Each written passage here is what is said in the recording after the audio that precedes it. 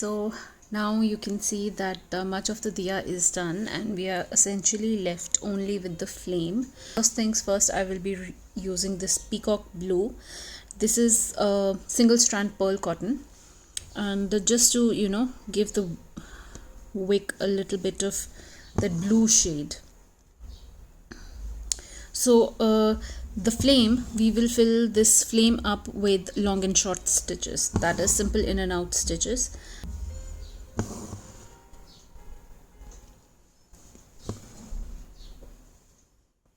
And I don't want to fill this whole thing up because I'll be using a different shade of blue. I'll be using two different shades of blue to merge with this one, so I will be keeping some spaces here.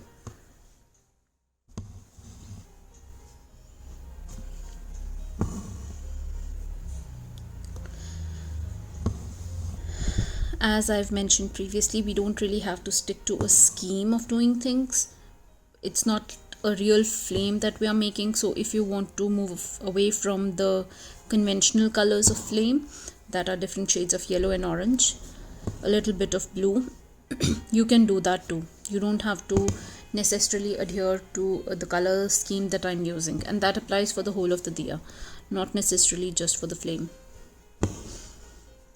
Pick and choose colors that you wish to see. There is nothing that should stop you from using a color palette of your choice, however stark it might be.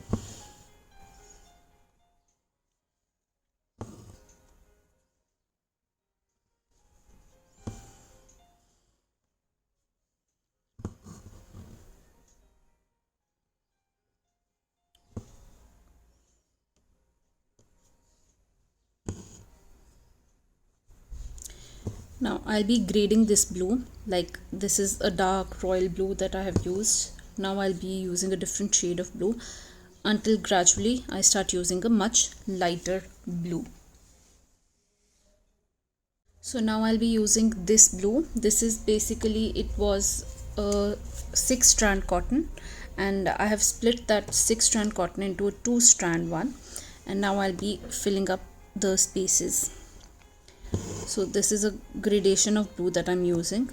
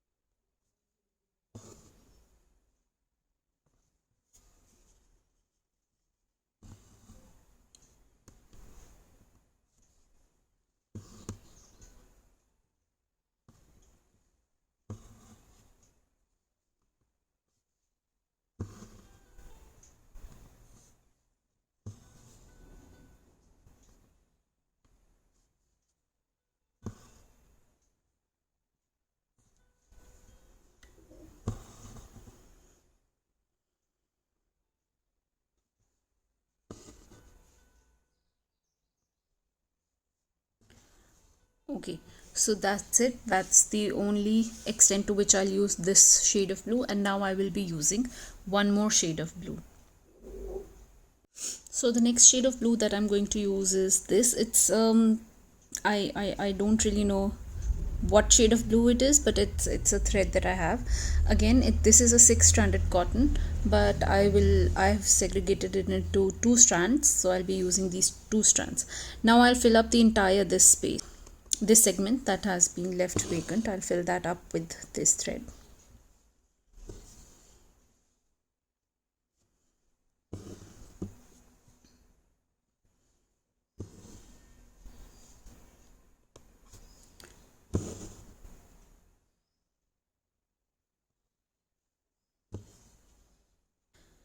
I use different thicknesses of threads in my works because I like the graded texture.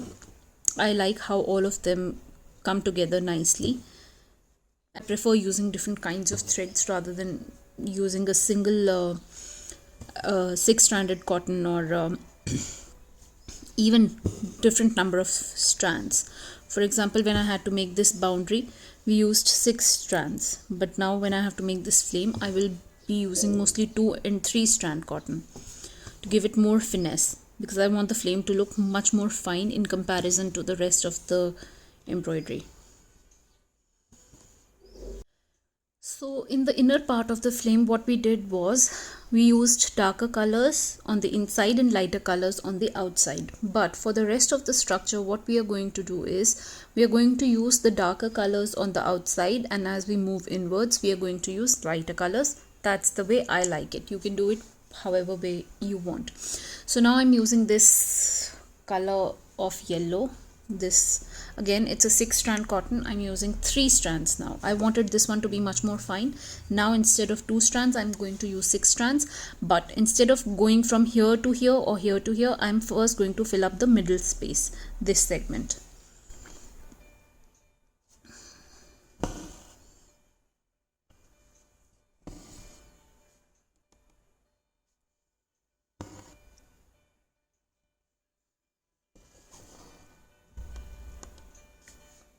First, I'm going to just give it a framework of how, in what direction I want my stitches to go.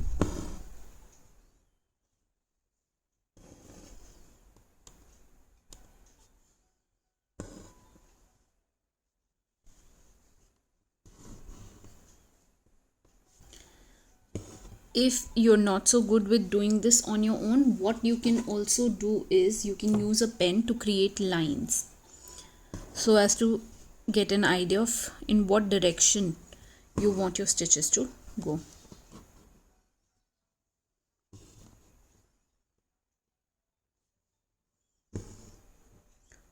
Also, because my hoop is currently in the frame, so I am not knotting the back side, but when you are creating it, you have to make sure to keep knotting the loose threads, or else they will keep getting in the way.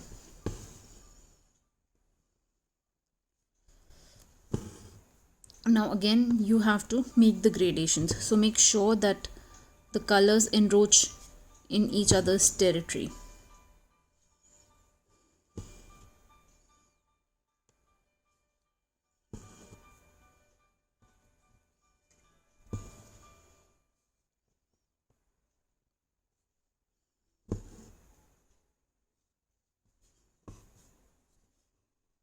So just like this, I'm going to fill up the rest of the segment. Okay, so now that I've this intermediary segment I have done, I'll be using a much lighter and brighter shade to fill in the inner segment. If you can clearly see, I have left some spaces here so that I can make the gradation from this orangish yellow to this brighter yellow. Again, please encroach in the territories of other colors so as to make the whole transition look much more graded. So I'll just start.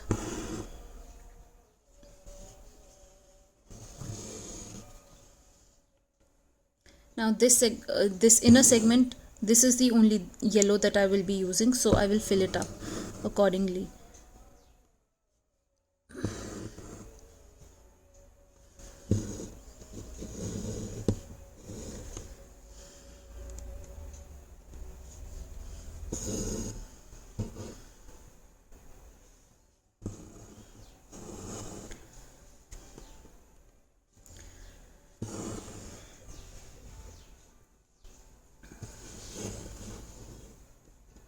Use both long and short stitches to suit your needs.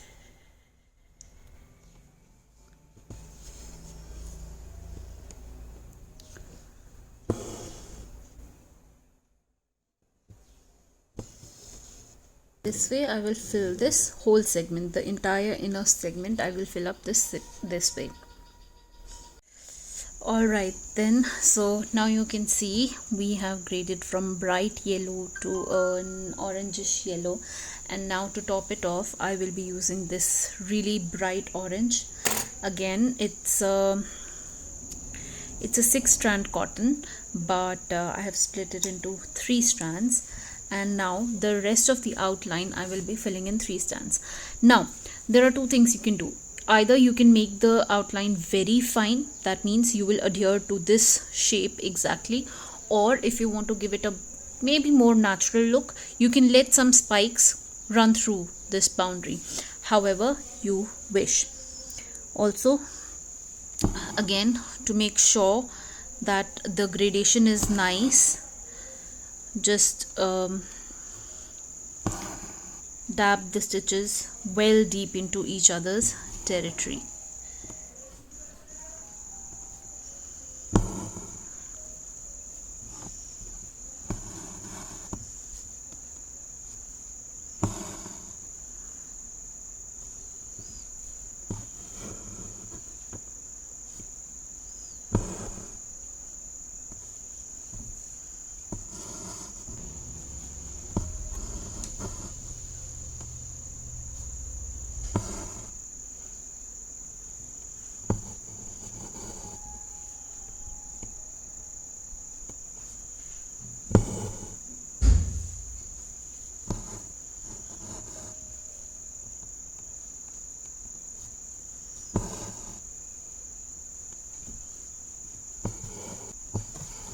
Anyway, this is how I'm going to fill the rest of the segment. As you can see, we are almost done with this. Just a few stitches left. I like to keep the margins as they are, but if you want it to be graded, you can go beyond the boundary that you have drawn.